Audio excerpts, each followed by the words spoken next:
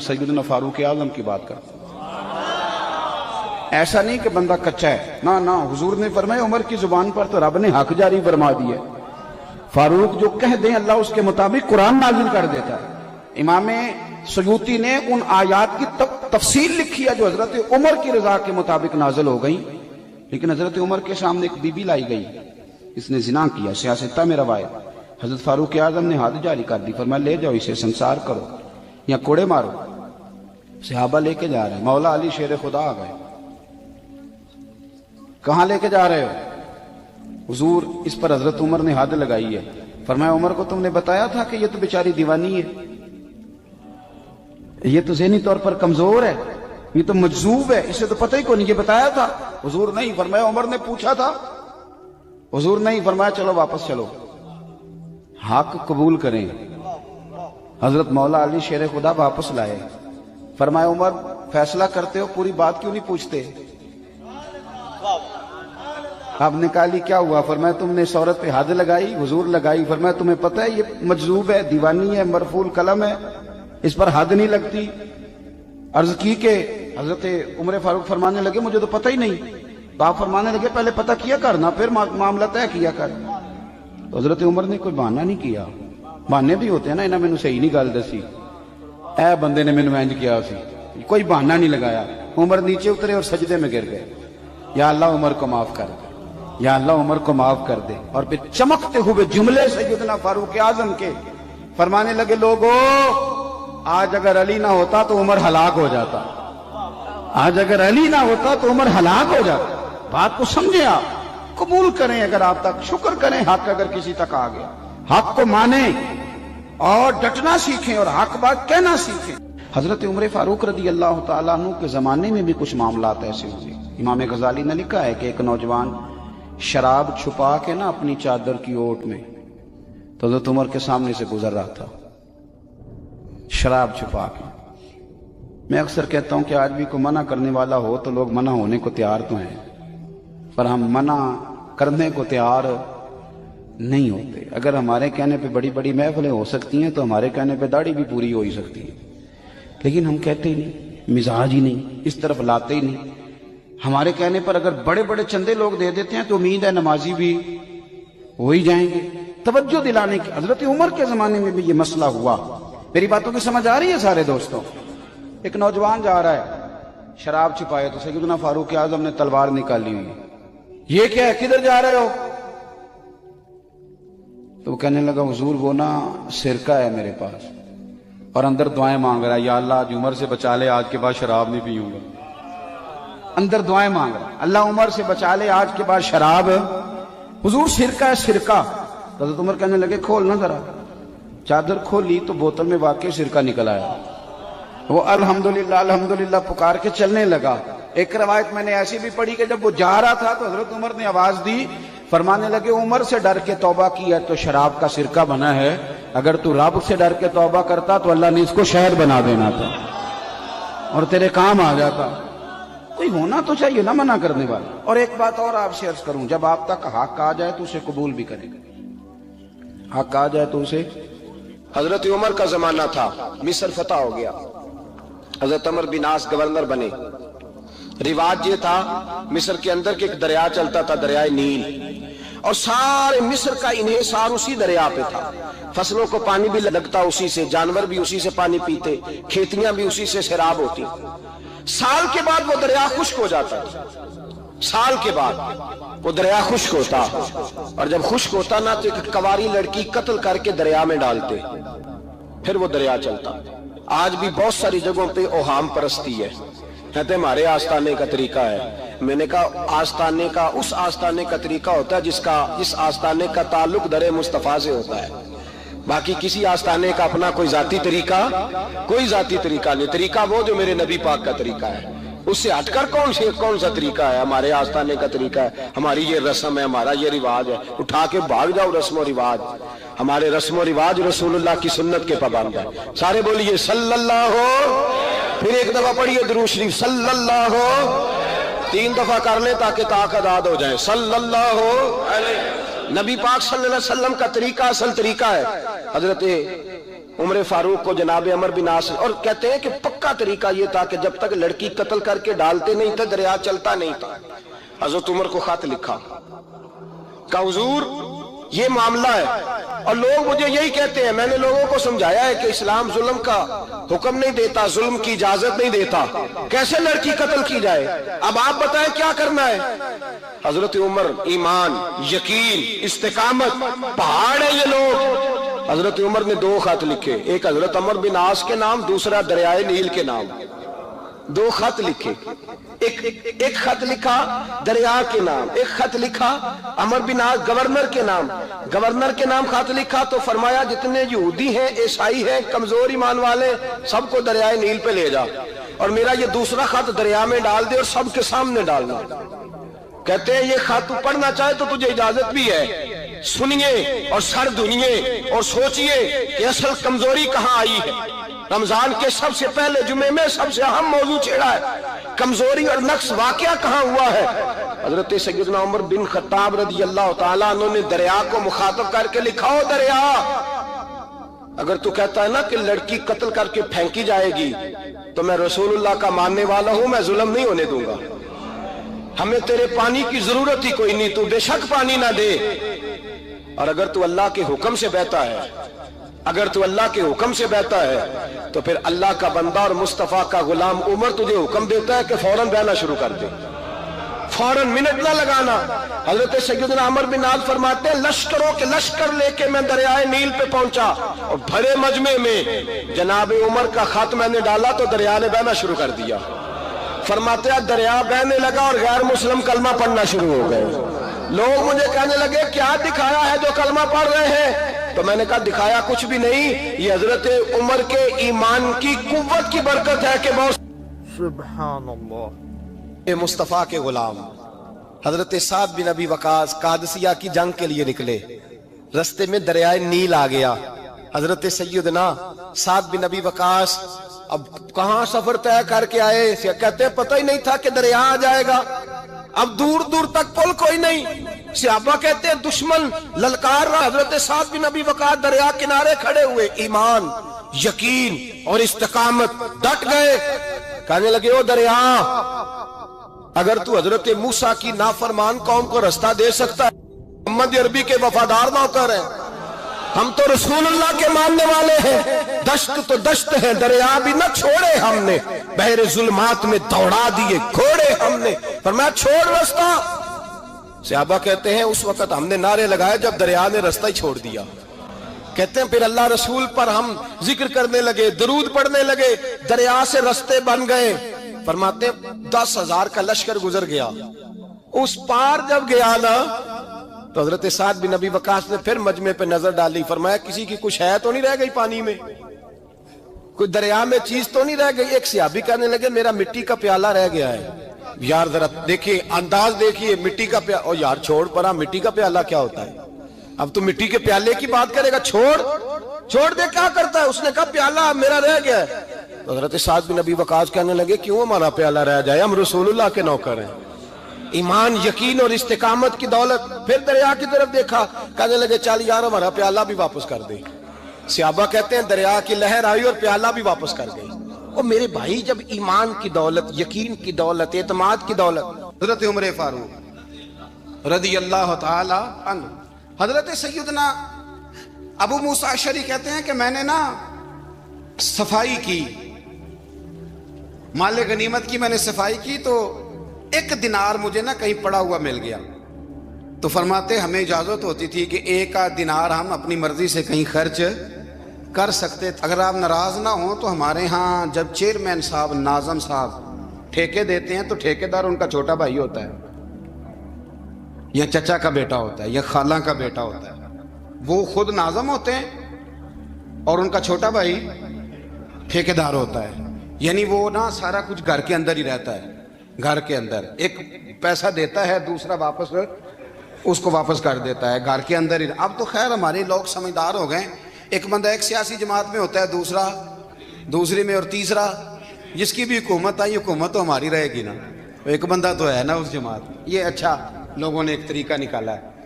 تو حضرت عمر کے بیٹا گزر رہا تھا تو حضرت ابو موسیٰ اشعری کہتے ہیں میں نے صفائی کی تو 1 دینار نکلا، تو میں نے وہ 1 دینار نا حضرت عمر کے بیٹے کو دے دیا. میں نے کہا لو بیٹا اپنے چچا کی طرف سے تحفہ. اور گھر جا کے انہوں نے حضرت عمر کو بتایا کہ چچا نے پیسے دیے ہیں. چھوٹے بچے تھے. حضرت عمر نے حضرت ابو موسیٰ اشعری کو بلا لیا اور بلا کے فرمانے لگے میں تو تمہیں اپنا دوست جانتا تھا اور تو نے میری اولاد کو ہی دنیا دار بنانا شروع کر دیا، میرے بچوں کو ہی تم نے دنیا دار پیسوں پہ لگانا شروع کر دیا، میں تو تمہیں یار سمجھتا تھا. فرمایا تمہیں چاہیے تھا میرے بیٹے کو نصیحت کرتے کہ بیٹا پیسوں سے رب راضی نہیں ہوتا، اس کی رضا والے کام کیے جائیں تو رب راضی ہوتا ہے. اور فرمایا تمہیں کوئی اور گھر نہیں ملا تھا تباہ کرنے کے لیے، میرا ہی گھر ملا تھا، اٹھاؤ اپنا دینار اور خبردار آج کے بعد میرے بچوں کے ساتھ یہ والی نیکی نہ کرنا. اور ہمارا کیا سٹیٹس ہے؟ دوستی ہے اس سے جو تحفے زیادہ دے، جو بچوں کو خراب کرنے میں مدد زیادہ کرے اس کے ساتھ یہ رہنا. حضرت عمر نے گھر پہ اور سب سے بڑھ کر اپنی ذات پہ توجہ کی. حضرت ابو مالک رضی اللہ تعالیٰ عنہ کہتے ہیں میں عمر کے پیچھے پیچھے ایک باغ میں گیا، اکثر اس باغ میں جایا کرتے تھے. اور عمر جا کے نا تو درخت کے نیچے بیٹھ گئے اور فرمانے لگے او امیر المومنین اللہ سے ڈر جا، ورنہ جس رب نے حکومت دی ہے وہ عذاب بھی بڑا دے گا، ڈر جا رب سے. کبھی ساری زندگی حضرت عمر نے اپنا کوئی تعارف نہیں کرایا، کبھی نہیں. ایک بندے نے آپ کے سامنے تعریف کر دی آپ کی تو فرمانے لگے تو خود بھی ہلاک ہوا اور مجھے بھی ہلاک کر دیا، کیا ضرورت پڑی ہے میری تعریفیں کرنے کی؟ اتنی دیر میری تعریف میں لگائی، اللہ کا ذکر کرتا رب تجھے ثواب دیتا، حضور پہ درود پڑھتا تو رب تیرے اوپر رحمتیں نازل کرتا. کس چکر میں ہے؟ آج جتنا اچھی کوئی خوشامد کرے اتنی اچھی وزارت ملتی ہے، جتنی اچھی اس کو جو ہے وہ چاپلوسی کرنی آئے درجہ بھی اسے اتنا ہی اچھا ملتا ہے. حضرت عمر فاروق رضی اللہ تعالیٰ عنہ آپ کے بیٹے کہتے ہیں، صاحب فتوح الشام نے لکھا ہے، آپ کے صاحبزادے کہتے ہیں میں نکلا تو میرے ابا جی نا اپنی پشت پر مشکیزہ رکھ کے کنویں سے پانی بھر کے آ رہے تھے. میں دوڑ کے آگے گیا، میں نے کہا ابا جی مجھے دے دے. فرمانے لگے بیٹا تیرا کیا خیال ہے، کوئی اور نہیں تھا مشکیزہ بھر کے لانے کے لیے، تیرا کیا خیال ہے؟ کہا ابا جی بڑے لوگ تھے پر آپ کیوں اٹھا رہے ہیں؟ فرمانے لگے نفس نا ذرا میرا بڑا ہو گیا تھا، اسے ذرا ذلیل کر رہا ہوں، ذرا اپنا محاسبہ کر رہا ہوں. یہ مجھے کہہ رہا تھا تو بڑی چیز ہے، تو میں نا ابھی مشکیزہ گھر رکھ کے آؤں گا، پھر تیری ماں نے مجھے کہا ہے کہ گھر میں لکڑیاں کوئی نہیں جلانے کے لیے، پھر میں جنگل سے لکڑیاں کاٹ کے لاؤں گا. اب میں امیر المومنین بن کے نا تو میرا نفس تھوڑا بڑا ہو گیا. اب یقین کریں ہمارا آزما خراب ہو جاتا ہے جب تک ہمارا تعارف صحیح نہ ہو، ہمارا تعارف ٹھیک نہ ہو. میں یہ ہوتا ہوں، میں وہ ہوتا ہوں، چھوڑ مٹی دیں تے مٹی رہنا ہی، مٹی دیں تے مٹی دیں تے مٹی رہنا ہی. ایویں کادی بلے بلے اج مٹی دے اتے بندیا تے کل مٹی دے تھلے، مٹی دیں تے مٹی رہنا ہی. کادی بلے مجھے پوچھ لو، مجھے جان لو، میرا نام لے لو، میں بھی آیا ہوں، میں بھی ہوتا ہوں، میرا بھی یہ تذکرہ ہے. میں بدکار پرانا خادم کسے در ملی نہ ٹوئی، اے تے واصف یار نے نظر جو کیتی تے واصف واصف ہی ہوئی. یہ تو بڑی بات کی بات ہے، تو بات کی بات ہے صاحب، ورنہ من نانم کے من نانم، جو ہم ہیں اس کا ہمیں پتا تو ہے نا بھائی. کبھی بھی یہ جو ذات کا چکر ہے نا میں بھی ہوں مجھے بھی، او بھائی یاد رکھو میں کون ہوں. یہ جو نام نمود اور یہ خواہشیں اور یہ جو وقار، یہ تو کمزور لوگوں کا طریقہ ہے. جس کو اپنا تعارف کرانا پڑ گیا اس سے بھی زیادہ کمزور کوئی ہے. فوٹو میں دکھاتا پھرتا ہے فلانے کے ساتھ فوٹو فلانے، تو کمزور بندے یہ کام کرتے. حضرت عمر فاروق اللہ اکبر، حضرت عمر جیسا بندہ 24 لاکھ مربع میل کا حکمران، اور شاہ روم کو خط لکھ کے کہتا ہے میں منت نہیں کرتا میں حکم دیتا ہوں. اتنا تگڑا بندہ. جنگ قادسیہ کے لیے حضرت سعد بن ابی وقاص کو بھیجا، فتوح الشام پڑھ کے دیکھیں. حضرت عمر بڑے پریشان ہیں، اتنے دن ہو گئے کوئی رپورٹ ہی نہیں آئی. اب تو موبائل ہے نا تو ایک منٹ کی رپورٹ لیں آپ، بلکہ آپ ایک منٹ کی فوٹو لیں، آپ رپورٹ تو دور رہ گئی. حضرت عمر فاروق رضی اللہ تعالیٰ عنہ بڑے پریشان ہیں کہ قادسیہ میں حضرت سعد بن ابی وقاص کے ساتھ لوگ جہاد کرنے گئے، رپورٹ کوئی نہیں آ رہی. اتنے پریشان تھے کہ باہر نکل کے نا اس رستے پہ بیٹھ جاتے جو رستہ قادسیہ کی طرف سے آتا تھا. اس جو بھی آتا جاتا پوچھتے جنگ کے کیا حالات ہیں. ادھر جب اللہ نے فتح دے دی نا تو حضرت سعد بن ابی وقاص رضی اللہ تعالیٰ عنہ نے نا ایک قاصد کو خط دے کے بھیجا، کہنے لگے عمر کے پاس جاؤ، انہیں اطلاع دو کہ الحمدللہ اللہ نے اسلام کو فتح عطا کر دی. یہ حضرت عمر کو جا کے دینا، وہ بڑے پریشان ہوں گے. وہ جو اس زمانے میں اس طرح ہوتا تھا کہ کئی دور دور سے صحابہ جو دوسرے شہروں کے ملکوں کے رہنے والے ہوتے تھے وہ بھی آ کے شامل ہو جاتے تھے جہاد میں. کوئی ایک دفعہ مدینے آیا, کوئی 2 دفعہ آیا, پھر اپنے اپنے علاقوں میں. بہت سارے لوگوں نے زیادہ دفعہ حضرت عمر کو دیکھا بھی نہیں تھا.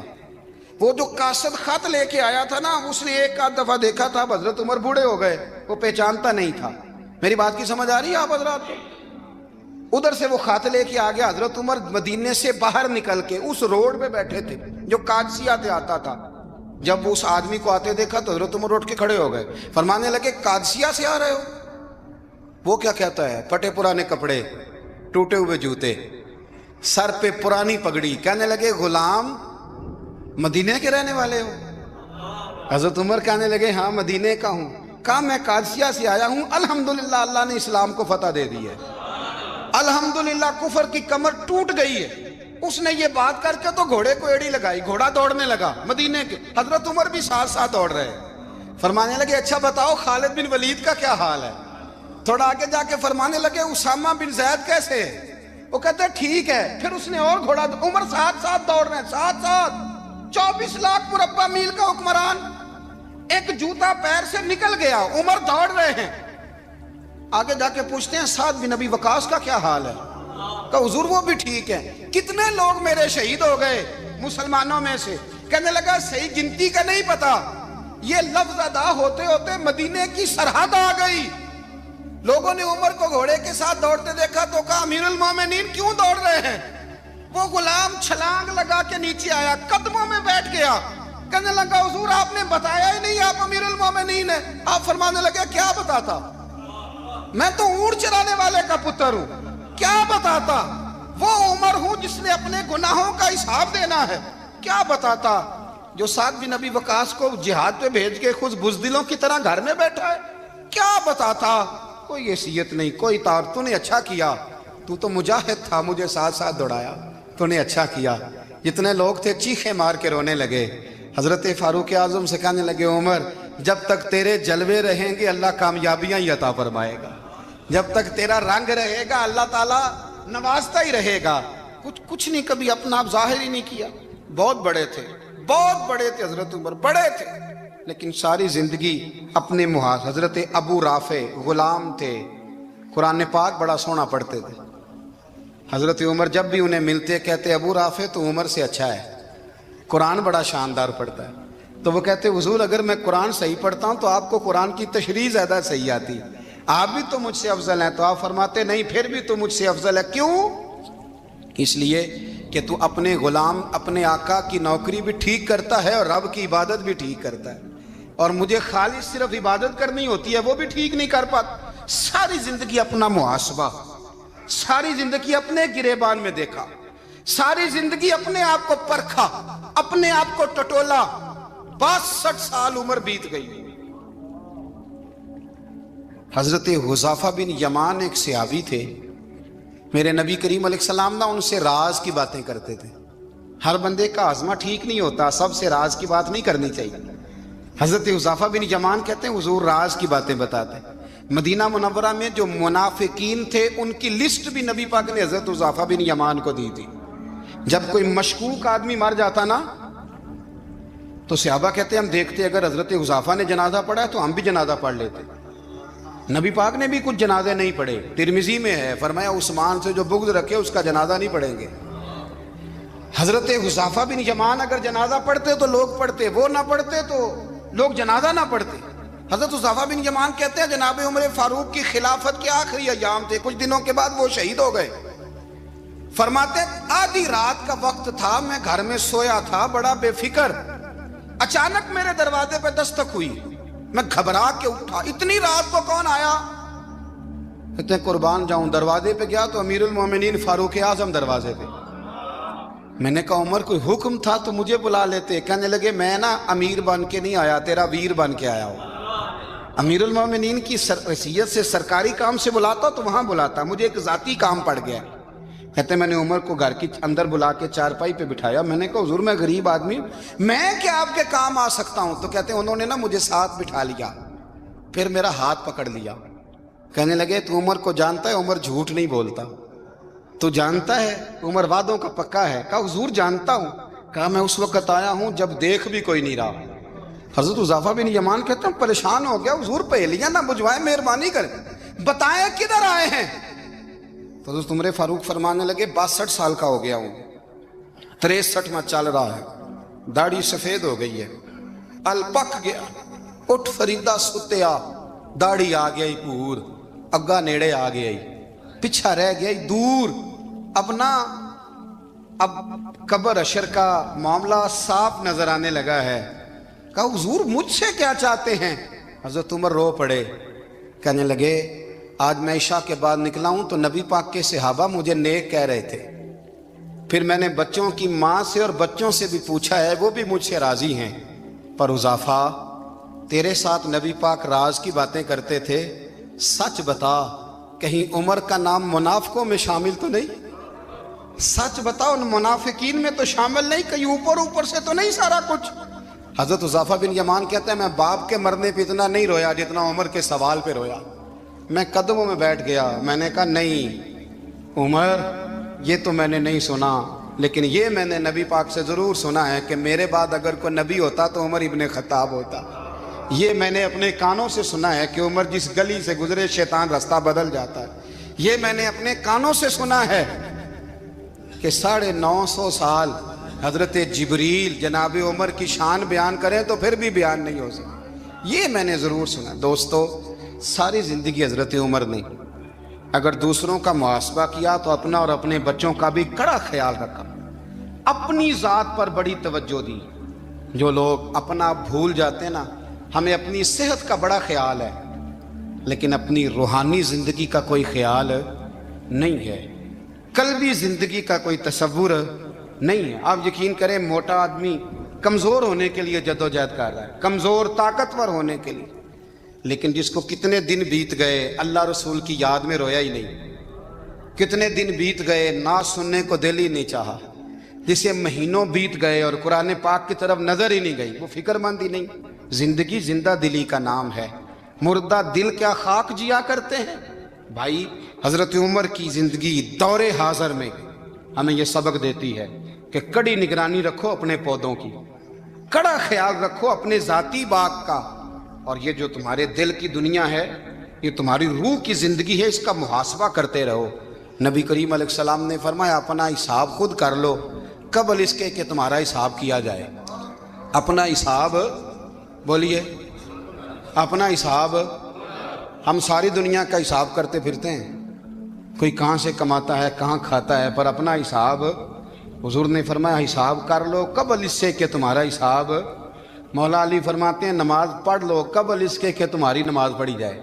یہ بڑا عجیب معاملہ ہے کہ ہم جتنے لوگ ہیں ہمارا معیار یہ ہے کہ سامنے والا غلط ہے اور میں ٹھیک, یعنی دوسرے کا بچہ گلی میں نظر آ جائے تو اس کی غلطیاں نکلنی شروع ہو جائیں گی, اور میرا بچہ سارا شہر گھوم آئے ایک ٹائر پہ موٹر سائیکل پہ تو ہم کہتے ہیں کہ ابھی بچہ ہے, انشاءاللہ سیانا ہو جائے گا. اگر ابا جی آج تک سیانے نہیں ہوئے کہ اس کو سمجھا لیں تو پھر بیٹے کا سیانا ہونا تو ہو سکتا ہے کہ وہ 60-70 سال لگ ہی جائیں. گھر کے اندر جب تک توجہ نہیں ہوتی اور سب سے پہلے جب تک اپنی ذات پر توجہ نہیں ہوتی, تو والد کا جب تک کردار بچے نہیں دیکھتے جب تک اتنی دیر تک ان کا تبدیل ہونا ممکن نہیں ہوتا. حضرت عمر فاروق رضی اللہ تعالیٰ عنہ نا باہر والوں کا بھی بڑا سخت حساب کرتے تھے. بڑا ایک گورنر صاحب نے لباس بڑا شاندار پہننا شروع کر دیا تھا تو حضرت عمر نے اتروا کے نا تو انہیں ٹاٹ کا لباس پہنا کے تو اونٹ چرانے کی ڈیوٹی دے دی تھی. اتنا سخت احتساب کرتے. کسائی کی دکان پر بھی 1-2 گھنٹے کھڑے ہوتے تھے. جو آدمی مسلسل 2 دن گوشت خریدتا تھا نا فرماتے تھے اس کا ٹیکس بڑھا دو, لوگوں کو دال نہیں مل رہی اور یہ روز گوشت کھاتا ہے. حضرت فاروق اعظم اس کو جزیہ کہا جاتا تھا یا کچھ اور معاملات ہوتے تو بڑھا دیتے تھے. مسلسل جو 2 دن آدمی گوشت کھاتا تھا فرماتے تھے مدینے میں غربت ہے, اگر یہ والا نظام تم کرو گے تو غریب لوگ کس کی طرف دیکھیں گے. لیکن اس سے زیادہ بڑھ کر جو ان کی زندگی کا معیار اور سٹیٹس تھا وہ یہ تھا کہ اپنے گھر کا خاص خیال رکھتے, خاص توجہ کرتے. ملک شام سے اور ایران سے کچھ لوگ آپ کی خدمت میں آئے تو وہاں سے کچھ کنیزیں بھی آئیں، ان کے بادشاہ پیغام لے کے شاہ ایران کی کنیز کو ملکہ نے کہا کہ نا حضرت عمر کی زوجہ کو دیکھ کے آنا ذرا کس طرح کی ہے۔ ہمارے ملک میں کیا کہتے ہیں؟ خاتون اول، جی خاتون، باقی سارے دووں میں خاتون اول، ذرا خاتون اول کو دیکھ کے آنا۔ تو وہ جب آئی نا گھر میں ملنے تو کہا کہ مجھے میری ملکہ نے کہا تھا کہ عمر کی زوجہ سے، اہلیہ سے ملاقات کر کے آنا۔ تو حضرت عمر کی اہلیہ نے نا ایک جوڑا کپڑوں کا دے دیا ملکہ کے لیے اور ایک خوشبو کی شیشی دے دی۔ اب جب وہ تحفے وہاں بھیج گئے تو اس ملکہ نے نا کچھ سونے کا سامان بھیجا، کچھ زیورات بھیجے، کچھ تحائف بھیجے۔ جب حضرت عمر کے گھر آئے نا وہ خادم لے کے آیا، اس نے کہا جی آپ کی اہلیہ نے تحفے بھیجے تھے، تو جواب میں شاہ ایران کی بیوی نے، یہاں جس ملک کا وہ سفیر تھا انہوں نے بھی یہ بھیجے۔ تو حضرت عمر فاروق نا وہ تحفے لے کے گھر گئے تو جا کے کہنے لگے اپنی اہلیہ سے، یہ تو کب سے تحفے تحائف بھیجنے لگ گئی ہے؟ یہ کب سے نظام شروع ہو گیا؟ تو کہ حضور تحفہ دینا لینا تو ٹھیک ہے، سنت ہے، محبت بڑھتی ہے، تو یہ کوئی قباحت نہیں، اور میں نے اپنی ذاتی استعمال کے لیے جو چیزیں رکھی تھی وہ میں نے دی ہیں۔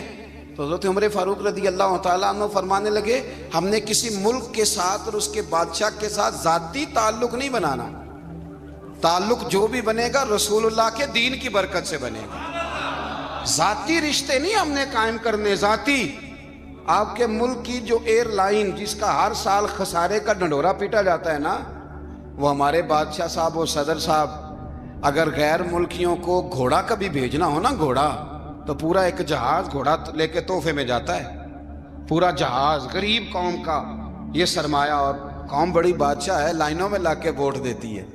دو کام ہمیشہ لائن میں لگ کے کرنے، ایک بل لائن میں لگ کے جمع کرانا ہے اور ایک ووٹ لائن میں لگ کے، تاکہ پھر پورے 5 سال لائن میں ہی لگے رہیں۔ مرضی سے آپ ووٹ دینا، پر جو بات درست ہے اس کو سنو۔ حضرت عمر فاروق رضی اللہ تعالیٰ عنہ نے اپنی اہلیہ سے پوچھا کتنے کا تھا وہ تیرا جوڑا اور خوشبو کی شیشی؟ انہوں نے کہا 3 دینار کی۔ فرمایا یہ 3 دینار تیرے اور باقی جو تحفے آئے ہیں وہ تو خود کہہ، چونکہ اس نے تیرے نام بھیجے ہیں، تو کہہ کہ میں مال غنیمت میں دیتی ہوں، تو کہہ میں مسلمانوں کو کہہ۔ تو زوجہ ہنس پڑی، کہنے لگی میں نہ بھی کہوں تو مجھے کہنا تو پڑے گا ہی، کہنا تو میں نے ہے ہی، کیونکہ سامنے عمر فاروق ہیں، لہذا فرمایا کہہ دیتی ہوں میں نے دیا خزانے کو۔ حضرت عمر نے جمع کرا لیا۔ میں یہ کیا بات ہوں، میرے گھر والے جو مرضی کریں، ان کا معیار زندگی جس طرح کا مرضی ہو۔ اور حضرت عمر ایک جملہ کہا کرتے تھے، اللہ کرے کہ یہ باتیں اس دور حاضر میں ہماری سمجھ میں آئیں۔ حضرت عمر فاروق رضی اللہ تعالیٰ عنہ اپنے بچوں کو فرمایا کرتے تھے کہ بہت آدمی کو بھوک لگی ہو نا، اور پھر اس کی پسند کا کھانا پکا ہو، جتنے شوق سے وہ اس کھانے کو دیکھتا ہے نا، فرمایا اس طرح پوری قوم اپنے بادشاہوں کے خاندان کو دیکھتی ہے، اس تیزی کے ساتھ دیکھتے ہیں کہ ان کے گھر میں کیا ہو رہا ہے، ان کا معیار زندگی کیا ہے، ان کا سٹیٹس کیا ہے۔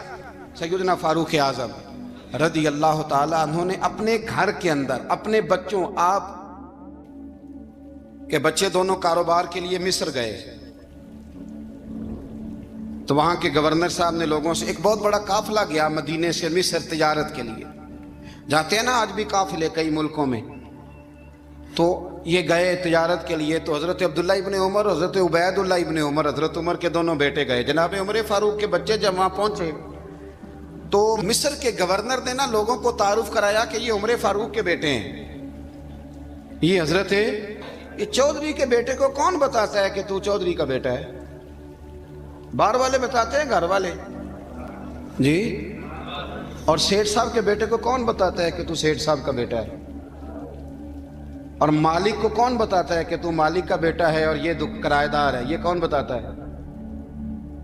یہ سوچ ہم دیتے ہیں بچوں کو، چودھری اور کمی کی سوچ، امیر اور غریب کی سوچ، مالک اور کرایہ دار کی سوچ، گھر کے مالک کی اور کام کرنے والے کی سوچ، یہ ہم دیتے ہیں۔ یاد رکھنا یہ ہم دیتے ہیں، یہ ہمارا مزاج ہے، یہ باہر سے نہیں آتی۔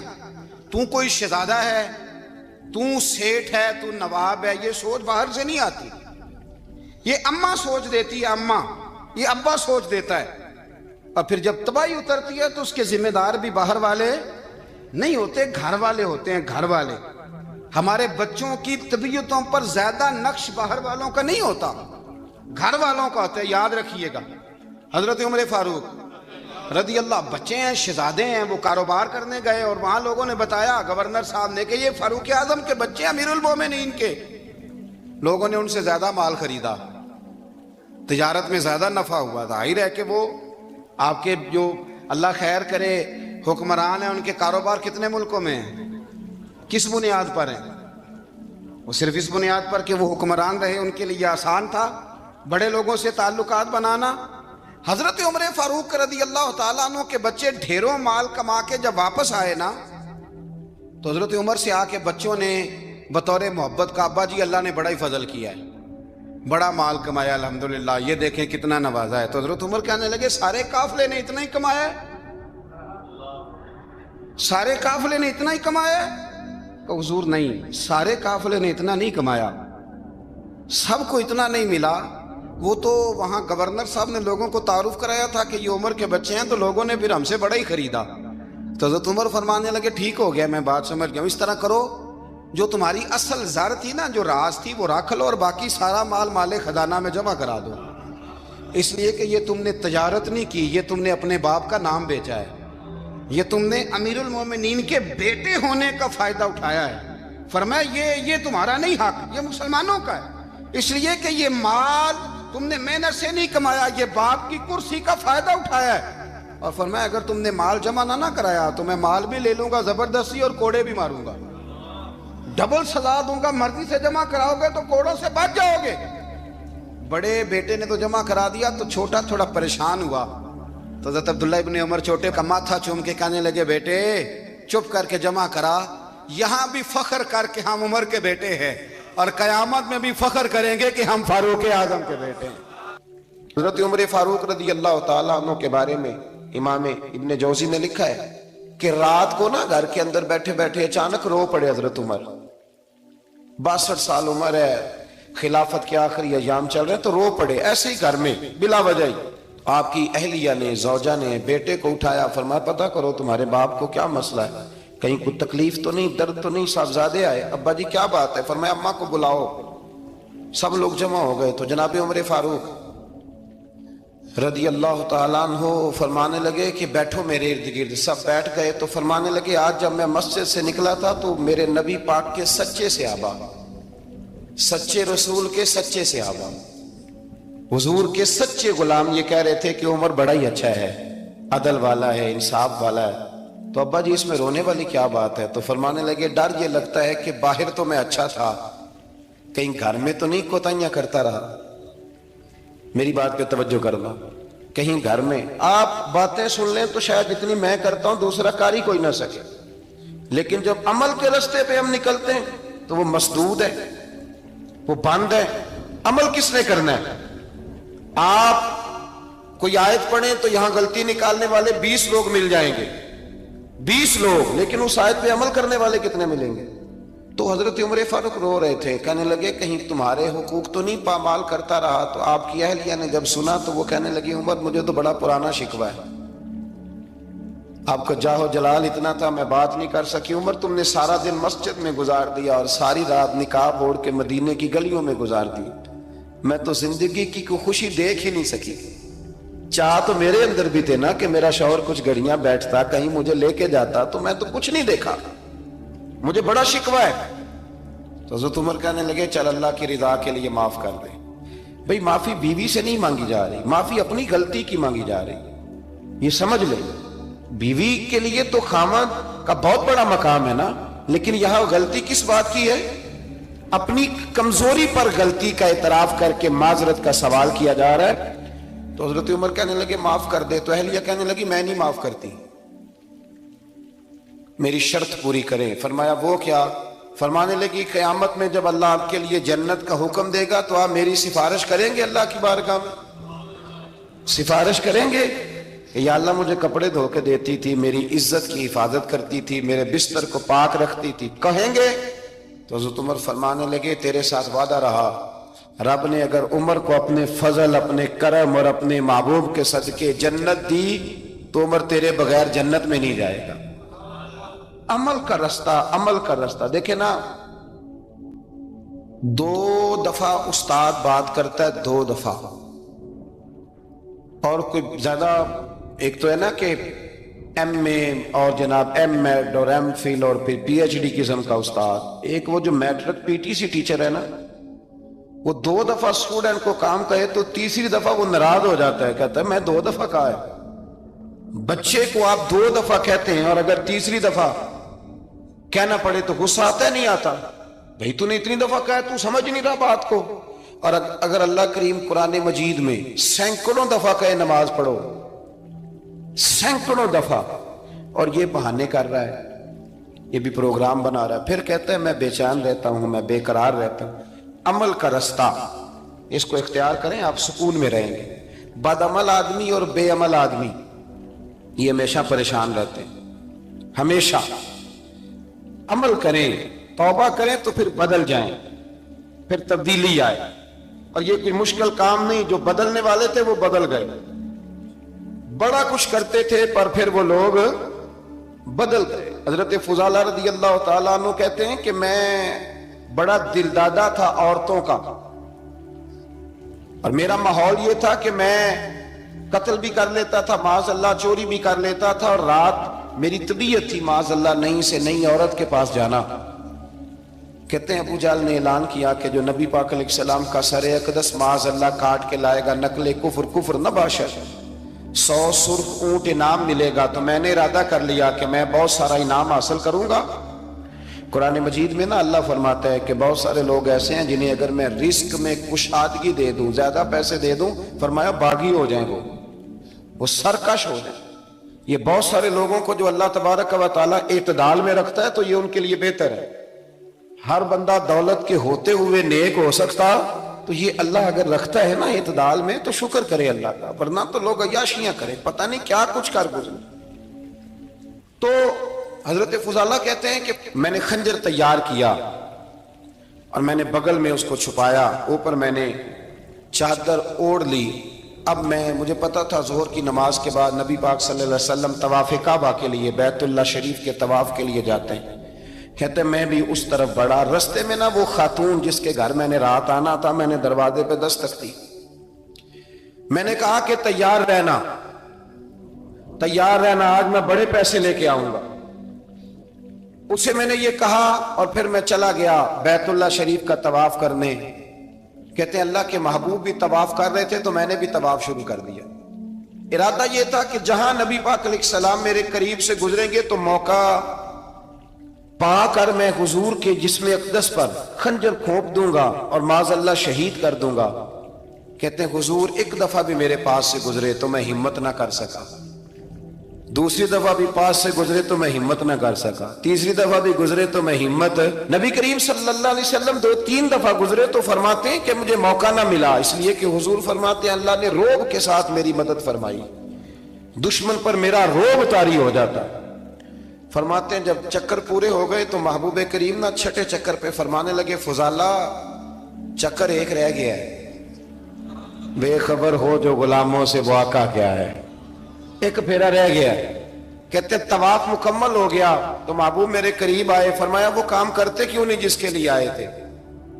میں نے عرض کی یا رسول اللہ کون سا کام، کیسا کام؟ اندر تو چور تھا نا، بانج فقیروں کسے نہیں ماریا اے ہوئی چور اندر دا، اندر چور تھا نا۔ کہتے ہیں حضور نے مجھے کندھے سے پکڑ کے ہلایا، فرمایا کرتے کیوں نہیں؟ جب حضور نے ہلایا تو وہ خنجر بھی پیروں میں گرا اور میں بھی رسول اللہ کے پیروں میں گر گیا۔ میں نے کہا حضور مجھے کلمہ پڑھا دیں۔ کہتے ہیں حضور نے پہلے میرے دل پہ دست مبارک پھیرا، پھر میرے نبی نے مجھے کلمہ پڑھا دیا۔ اب نا مرید ہونے والا کہتا ہے کہ جی آہستہ آہستہ میں ٹھیک ہو جاؤں گا۔ اب وہ آہستہ آہستہ کا کیا ترجمہ ہے یہ بالکل سمجھ نہیں آتی۔ بھئی کسی بندے سے 5 لاکھ روپیہ لینا ہے تو اس سے وہ کہتا ہے جی میں آہستہ آہستہ دوں گا، 500 روپیہ دے دیا کروں گا روز کا، تو کہتے ہیں میری رقم خراب ہوتی ہے، پورے دو۔ اور نیکی کی بات جب آتی ہے تو کہتے ہیں حضرت صاحب دین اتنا سخت نہیں ہے، میں آہستہ آہستہ ٹھیک ہو جاؤں گا۔ اب میں مغرب عشاء پڑھنی شروع کر دیا میں نے، اب میں تسبیح لے لی ہے، کل میں نے بھی آہستہ آہستہ میں ٹھیک ہو جاؤں گا۔ یعنی رقم لینی ہو تو وہ آہستہ آہستہ قبول نہیں ہے، لیکن اور مکان کی رجسٹری اگر کرانی ہو تو مالک مکان کہے گے آہستہ آہستہ کرا لو، کہتے ہیں پیسے پورے دیے، सवेरे चल और बयान दे। ये क्या बात है? यहां ये जो हमारा माहौल था ना, कर लेंगे, हो जाएगा, यकीन करें लोग कब्रों में चले गए हैं पर मस्जिदों में नहीं आए। हर काम से लोग रिटायर हुए पर गुनाहों से रिटायर नहीं हुए। आखिर तक तबाही उतर गई, लेकिन लोग बदलने को तैयार ना हुए। हजरत फुजाला कहते हैं अभी मैंने कलमा पढ़ा, अभी मैं वापस आया, रास्ते में वो बीबी खड़ी थी, कहते मैं वो शख्स था कि औरतें मरती थी मेरे ऊपर और किसी की जुर्रत थी कि वो आए बाएं शाएं करे, लेकिन फरमाते हैं मैं बीबी के पास से गुजर गया। पहले तो उसका ख्याल था रुकेगा, लेकिन जब मैं रुका ना तो दरवाजे पे आई, और जब मैं गुजर गया तो उसने आवाज दी, लेकिन मैंने सुनी अनसुनी कर दी। जब आगे बढ़ा तो मेरे पीछे दौड़ी। फरमाते हैं मुझे पकड़ के कहने लगी फुजाला तुझे क्या हुआ, तू वही नहीं जो यहां से गया था? आप फरमाते हैं मैं कभी नहीं रोया था, मैं कभी नहीं रोया था। और जब कहा ना तो वही नहीं, कहते मैंने सर उठाया तो मेरी आंखों में आंसू थे। मैंने कहा मैं जो गया था वो नहीं हूं, अब तो मैं मोहम्मद अरबी का गुलाम बन गया, अब मैं वो नहीं हूं, अब नहीं हो सकता कि कोई मेरी नजर मैली हो जाए, ये कैसे मुमकिन। अब ना इस्लाम की तारीफ हमने ये की है कि खबरदार कोई हमारे करीब ना आए, हम किसी को बात नहीं करने देते कि हम मुसलमान हैं, हम बात नहीं करने देते। पता है क्या बात है, एक मेरी ये तकरीर होती है मिंबर पे, और एक मेरा अमल होता है जब मैं सफर करता हूं, जब मैं गाड़ी में बैठता हूं, जब मैं दोस्तों से मिलता हूं। जब इन दोनों बातों में तजाद आता है ना, तजाद, तो लोग तकरीर को जज्बात नहीं कहते, एक फन बन जाती है तकरीर। आपको पता है ना, वाइजीन नाथ खां कहते हैं मैंने महफिल लूट ली, फिर लोग शुमार करते हैं कितने लोगों ने सुभान अल्लाह कही, फिर लोग शुमार करते हैं कि आज 5 बंदे रोए भी थे जब मैं तकरीर कर रहा था। तो फिर ये फन है, ये जज्बात का इजहार। समझ ले बात को कि अमल जब आप नहीं ना करते अमल, तो आप खुद बड़े बेचैन रहते हैं कि यार ये मैं क्या कर रहा हूं, ये कौन सा गोरख धंधा है कि मेरा अमल सिफर होता जा रहा है। हमारे एक उस्ताद थे तो वो फरमाया करते थे कि अगर पढ़े लिखे आदमी को तुम बेअमल देखो तो उससे दूर हट जाया करो, वरना तुम्हें भी बेअमल कर देगा। मैंने उनसे अर्ज की, मैंने कहा हुजूर ये क्या है? तो फरमाने लगे अपने हजरत साहब से पूछना, वजाहत करेंगे। मैंने हजरत साहब से कहा जी अजीब बात कर दी है, इल्म वाले बंदे के पास बैठ के तो इल्म आता है। तो वो फरमा रहे थे कि इल्म वाले बंदे के पास अगर वो बेअमल हो तो बिल्कुल ना बैठना। तो हजरत साहब फरमाने लगे उन्होंने सही कहा है। अब बात बहुत बड़ी है, पता नहीं आपके समझ में आती है नहीं आती, बहरहाल कर देता हूं। पढ़ा लिखा बंदा अगर बेअमल हो तो उसके पास, तो मैंने कहा हुजूर क्यों? फरमाने लगे इसलिए कि वो अपनी बेअमली पर भी दलाइल देगा।